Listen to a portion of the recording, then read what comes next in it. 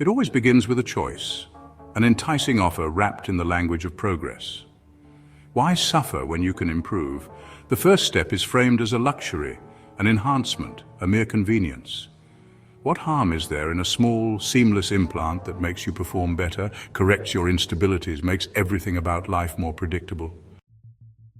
The Neuralink implant, they will say, is not about control. It is about freedom.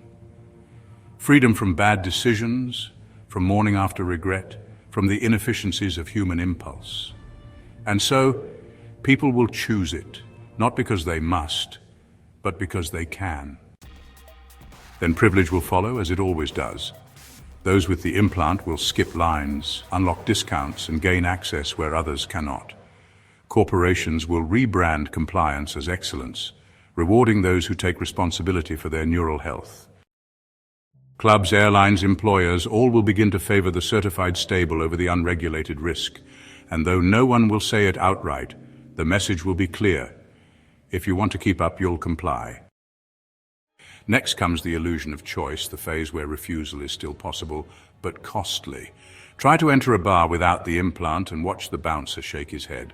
Sorry, house policy. Apply for a job and note the new line in the requirements. Cognitive verification preferred. Your insurance, your credit score, your ability to function in polite society, all will be tied, subtly but surely, to your willingness to comply. Technically, you can still refuse, but your world will shrink with every passing day. And when resistance has been worn down by inconvenience, mockery will finish the job. Those who object will be labeled paranoid, irrational, unstable. They will say, no one is forcing you. Until, of course, they are. The responsible cognition mandate will arrive quietly, accompanied by assurances, not alarms. Minimally invasive, reasonable as now defined by custom, just a simple, mandatory update to ensure public safety. Because after all, an unregulated mind is a dangerous mind. Soon rejection will become a crime in all but name. Employers will phase out the uncertified. Banks will refuse service to those who fail neurocompliance screening.